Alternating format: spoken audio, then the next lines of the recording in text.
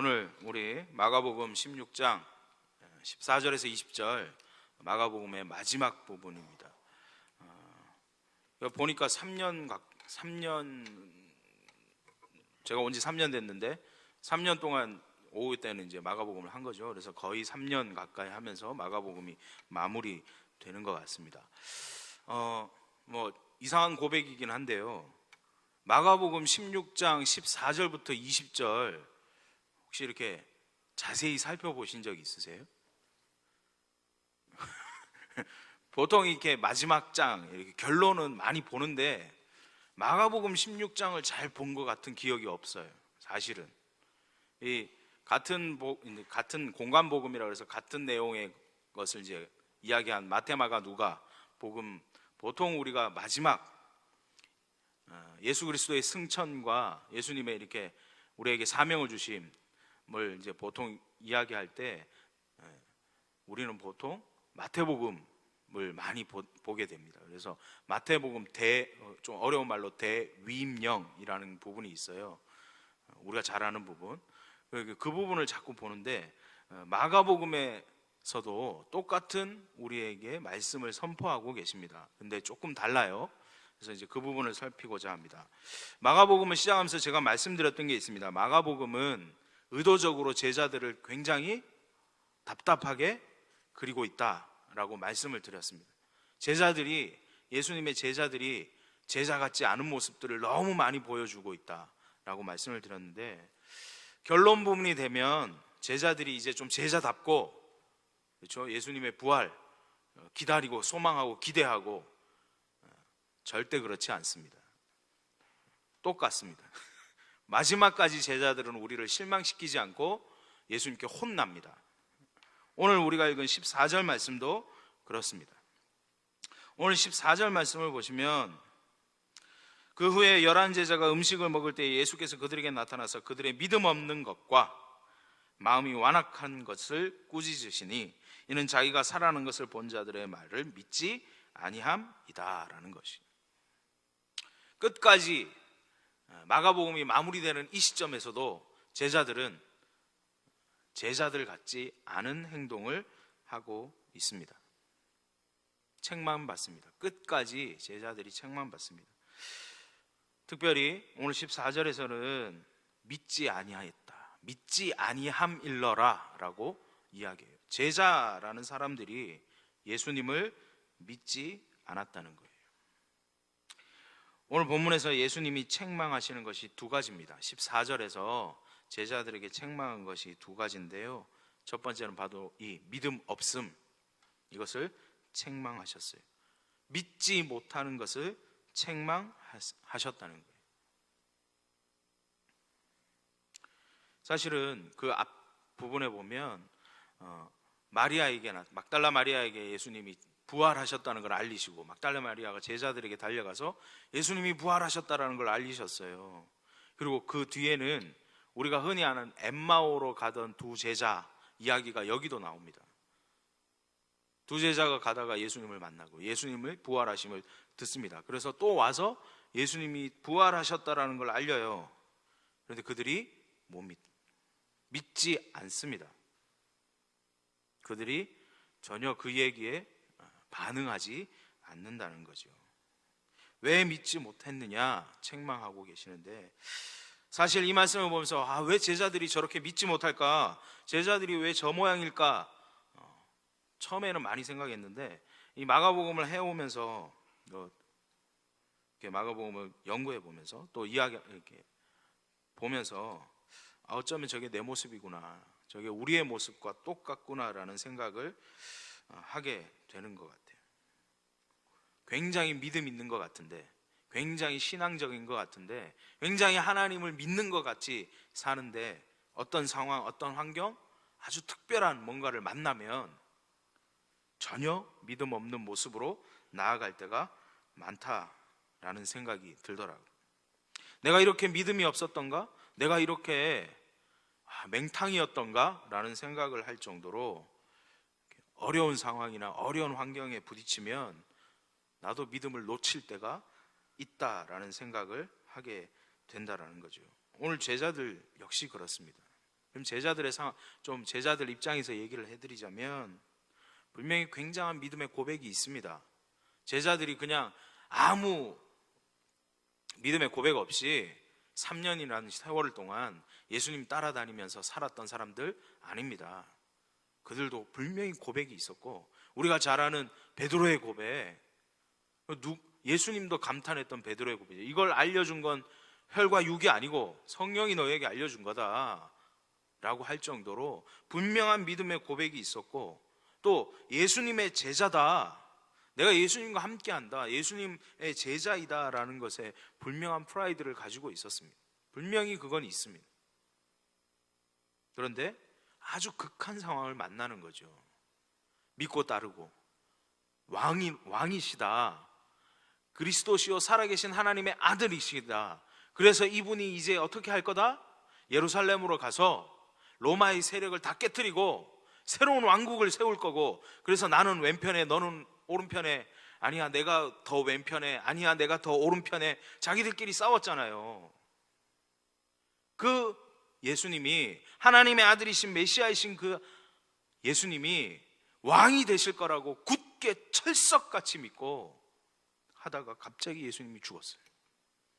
그것도 가장 끔찍한 형벌이라는 십자가에서 예수님이 죽었어요.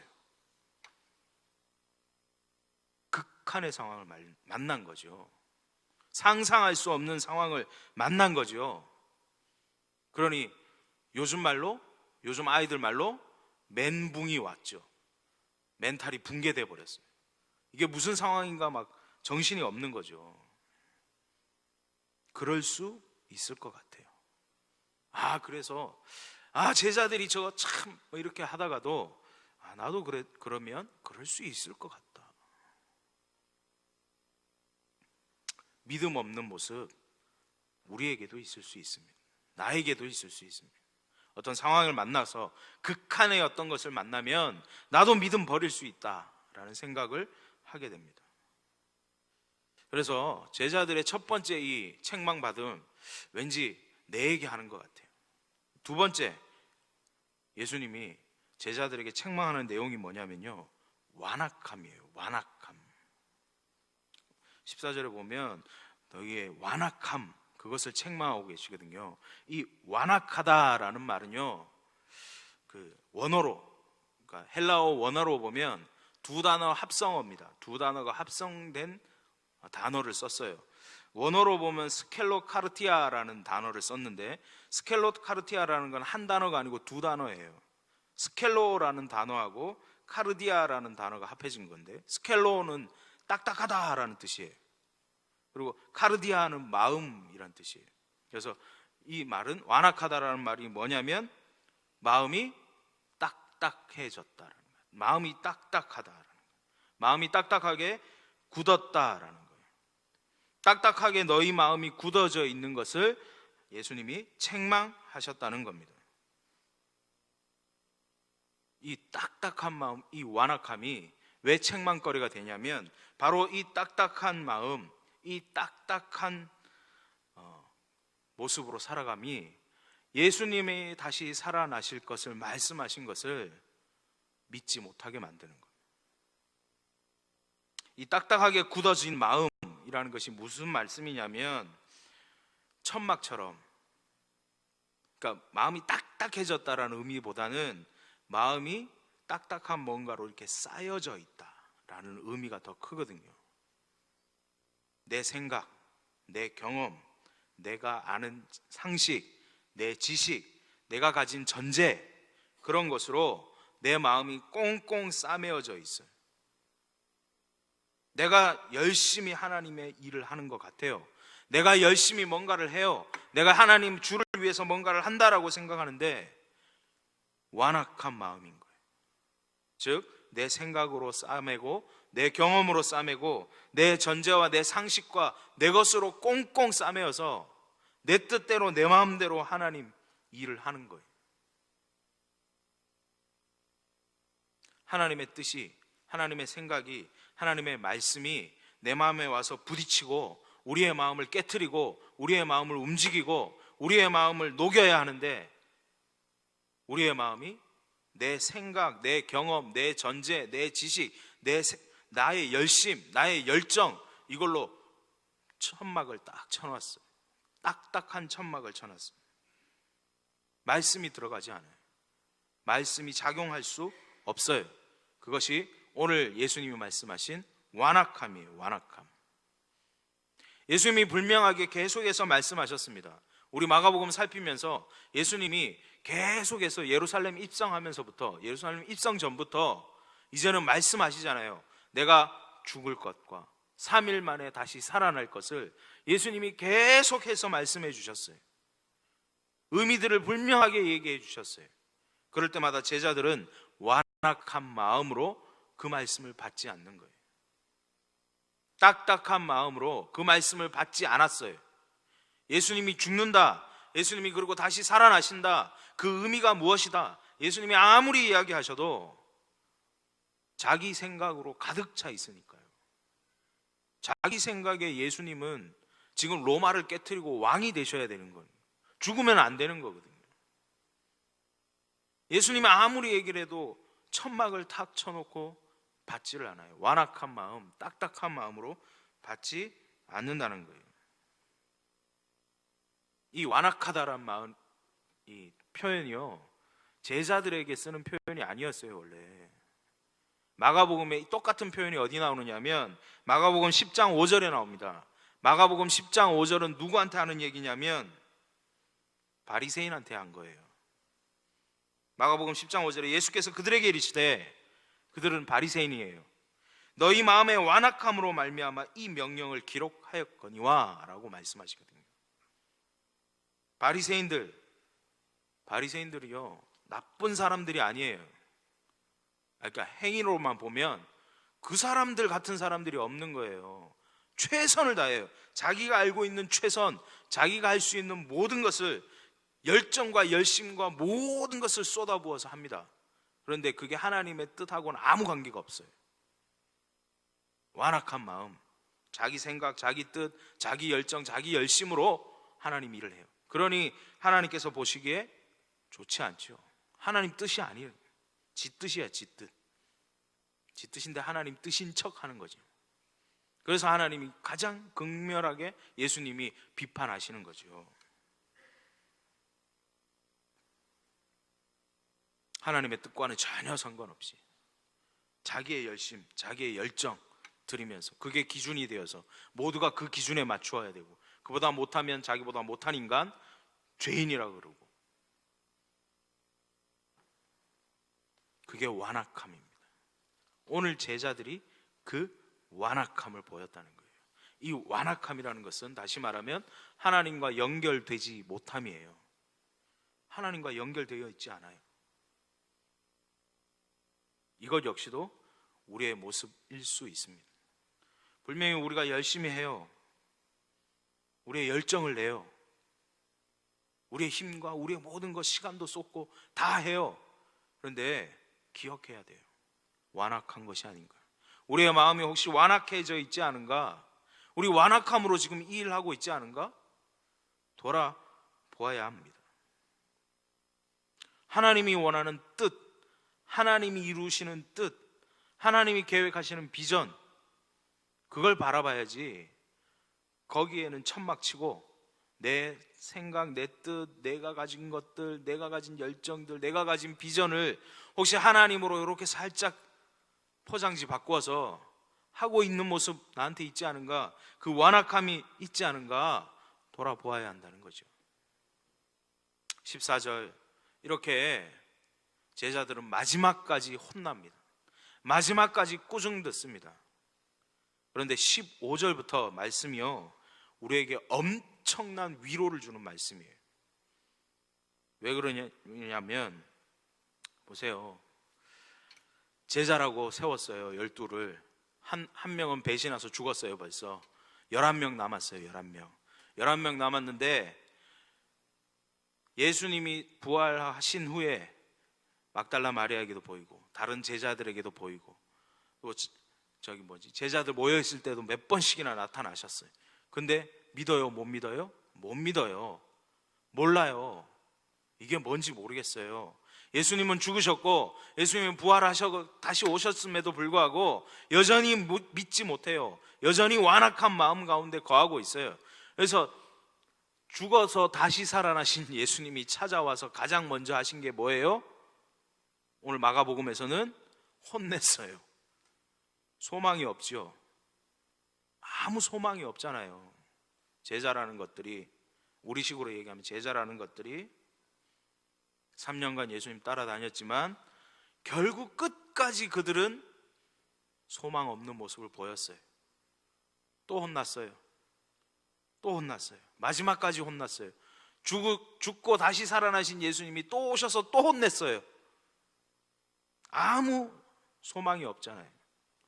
그런데 이런 소망 없는 제자들에게 15절 말씀에 뭐라고 말씀하시느냐면, 또 이르시되 너희는 온 천하에 다니며 만민에게 뭐하라고? 복음을 전하라고. 이 완악하고 믿음 없는 것들아 막 혼내시는데, 책망하셨는데 15절에 딱 예수님이 뭐라 그래요? 만민에게 복음을 전하라. 다시 무엇을 주십니까? 사명을 주시는 거예요. 야, 니들 참 훌륭해. 너희들 정말 훌륭하다. 내가 죽었음에도 불구하고, 내가 그렇게 끔찍한 모습으로 죽었음에도 불구하고 나를 기다리고 나를 소망하고, 내가 부활했다고 그러니까 막 불같이 달려나와서 또 막 나를 찾고, 이렇게 칭찬받을 만한 이런 훌륭한 제자들이 어딨냐. 내가 너희에게 사명을 주겠다. 너희는 이제부터 온 천하에 복음을 선포해라 라고 말씀하신 게 아니라, 이런 쓸데없는 것들, 이런 쓸모없는 것들 아직도 몰라가지고 3년이나 따라다니고 아직도 모르고, 내가 다시 살아났다고 몇 번이나 보여주고 몇 번이나 이야기해도 믿지도 않고 믿음이 없고 완악한 마음으로 살아가고 딱딱한 마음으로 여전히 제자든 제자 아니든 별 차이도 없는 모습을 보이는 니들 필요 없다. 그냥 없어져 버려라. 그렇게 말씀하시는 게 아니라, 그렇게 필요 없고 쓸데없고 아무런 소망 없는 이들에게 예수님은 다시 사명을 주신다는 거예요. 그러니 위로가 되죠. 그러니 위로가 되는 거죠. 그냥 사명을 주시는 게 아니에요. 그냥 사명만 주시는 게 아니라, 야 가서 해봐 이런 게 아니고, 피 터지게 막 죽도록 해봐 이런 게 아니고요. 그냥 사명을 툭 던져주고 너희들 목숨 걸고 한번 해봐라 이런 게 아니고, 그 이후에 보세요. 16, 17 계속해서 따르는 말씀들 보시면, 특별히 17절, 믿는 자에게는 이런 표적이 따르리니 곧 그들이 내 이름으로 귀신을 쫓아내며 새 방언을 말하며, 그 이후에 18절에 뱀을 집어 올리며 무슨 독을 마실지라도 해를 받지 아니하며 병든 사람에게 손을 얹은즉 나으리라. 그냥 보내시지 않습니다. 주님이 함께 하시는, 주님이 능력으로 함께 하시겠다 말씀해 줍니다. 너희에게 능력을 주겠다. 내가 너희의 능력으로 함께 하겠다. 분명하게 말씀합니다. 근데 오해는 하지 마세요. 여기 자꾸 18절 말씀을 오해하시는 분들이 많은데, 그래가지고 막 뱀 일부러 잡으러 다니고 그러시면 안 됩니다. 이건 그런 말씀이 아니에요. 주님이 함께 하시겠다는 말씀이에요. 주님이 능력으로 함께 하시겠다는 겁니다. 즉 회복을 허락하시겠다는 거예요. 지금 여기서 말씀하시는 건 뱀을 집어 올리고 무슨 독을, 오늘 가서 막 독을 먹고 막 이러면 안 된다는 거예요. 그게 아니라는 거예요. 이런 일들이 자꾸 있어. 이 오해를 못 해가지고 그런 일들인데, 그런 말씀이 아니고요. 이사야 11장 말씀을 보시면, 이사야 11장 8절 말씀을 보시면 회복이 일어나는데요. 말씀의 회복이 일어나. 다시 하나님 나라의 회복이 일어나면 어떤 일들이 일어나느냐에 대해서 말씀하실 때, 이사야 말씀 11장 말씀을 보면, 젖 먹는 아이가 독사의 구멍에 장난하며 젖된 어린아이가 독사의 굴에 손을 넣을 것이다. 이게 천국의 모습이거든요. 이게 회복된 모습이거든요. 무슨 의미입니까? 너희가 뱀을 짚고 막 무슨 독을 먹어도 괜찮다라는 말은 네가 독사 잡으러 다니고 막 독을 막 먹어봐라 이런 얘기가 아니라, 내가 너희와 함께하며 복음을 선포하면 그 믿는 자들은 어떤 일들이 일어나냐면 창조의 원형이 회복되는 놀라운 역사가 일어날 거다. 창조되었던, 너희를 창조했던 그 모습대로 일어나는, 말씀의 회복이 일어나는, 능력의 회복이 일어나는, 다시 새하늘과 새 땅, 그 능력으로 임하는, 천국이 임하는 그 회복을 맛보게 될 거다. 그걸 이야기하시는 거예요. 우리가 능력 없고 아무것도 없고 완악한 마음으로 살아갔던 그 제자들, 늘 마지막까지도 예수님한테 꾸중 듣고 혼났던 그 제자들, 그럼에도 불구하고 예수님은 그들에게 사명을 주십니다. 그리고 그 사명을 그냥 너의 열심으로, 너의 열정으로 하는 것이 아니라 내가 능력으로 너희와 함께 하겠다. 그래서 너희가 선포하고 그것을 믿는 자들은 회복의 영이 일어나고,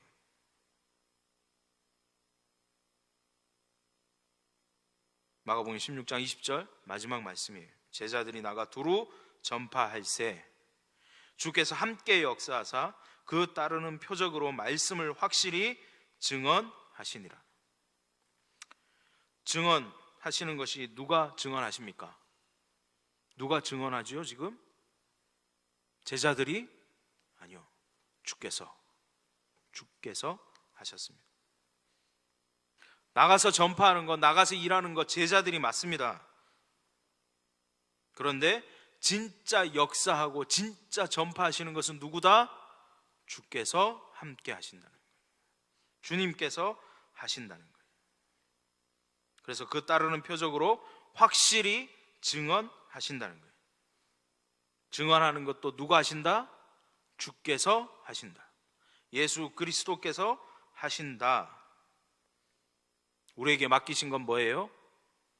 우리에게 맡기신 건요, 네가 나가서 전하고 기적을 일으키고 사람들을 놀라게 하고 사람들의 마음을 막 변화시켜서 움직여서 그들이 복음을 믿게 해라라는 말씀을 하신 적이 한 번도 없어요. 너희는 뭐만 해라? 전하기만 해라. 전파하기만 해라. 그러면 우리가 복음을 전파하면, 살아있는 말씀을 선포하면 그 말씀이 살아있어서 하나님이 그에 함께 하셔서, 주님이 함께 하여 주셔서 놀라운 능력으로 그 일들이 일어난다는 거예요. 네가 일하는 게 아니라, 내가 일을 하는 게 아니라, 내가 변화시키는 것이 아니라 주님이 사역하실 것이고, 그 사역 가운데 나를, 제자들을 동참시키실 것이다 말씀하고 있습니다. 사도 바울은 고린도전서 3장 9절에 이렇게 이야기해요. 우리는 하나님의 동역자들이요 너희는 하나님의 밭이요 하나님의 집이다. 우리가 어떻게 하나님의 동역자가 될 수 있습니까? 우린 제자들처럼 요즘 말로 꼴통들이잖아요. 예수님이 죽고 다시 부활하셨어도 못 믿고 아직도 완악한 짓 하고 있는 그 제자들, 다시 부활하신 예수님이 제자들 찾아와서 또 혼내시는 그거하고 똑같은 우리인데, 하나님은 우리를 뭐라고 부르시냐면 동역자다라고 부르십니다. 동역자. 우리같이 완악하고 믿음 없고 넘어지고 열심히 하는데, 열심히 하는 것 같은데 내 열심만 내는, 그렇죠? 내 열심만 내는, 하나님하고 관계없이 내 열심만 내서 매번 넘어지고 매번 넘어지고 또 넘어지고 또 넘어지고. 그런데 그런 우리를 하나님이 같이 일하는 동역자다 말씀하십니다. 얼마나 감격적이에요. 사실 이런 동역자면, 이런 사람이 내 파트너면 재빨리 어떻게 해야 되죠? 정신없을 때 빨리 버려야지. 그런데 우리를 동역자다, 우리에게 사명을 주신다. 감격할 수밖에 없는 것입니다. 하나님 오늘 우리에게 말씀하셨습니다. 너희가 할 일은 전파하는 것이다, 선포하는 것이다, 전하는 것이다. 사람을 새롭게 하고 사람을 변화시키고 사람을 고치는 것은 내가 하는 것이 아니라, 우리가 하는 것이 아니라 바로 우리와 함께 동역하시는 주님께서 하실 것이다. 우리가 해야 할 것은 그 주님이 어떤 분이신가, 그 주님이 누구신가, 그 주님이 바로 예수 그리스도 하나님이심을, 하나님의 아들이심을 그냥 선포하는 거예요. 그러면 주께서 역사하실 줄 믿고 선포하면 되는 것입니다. 우리를 통해서 하나님의 이 역사하심, 주님의 이 역사하심이 드러나기를 소망합니다. 우리 가운데 있는 완악함, 굳어짐, 믿지 못함, 연약함 다 주님 앞에 내어놓고 오직 주님께서 우리에게 말씀하신, 우리에게 주신 이 사명, 전하기만 하면 되는 이 사명 감당함으로 나아가는 하나님의 백성들 다 되기를 축원합니다. 기도하겠습니다.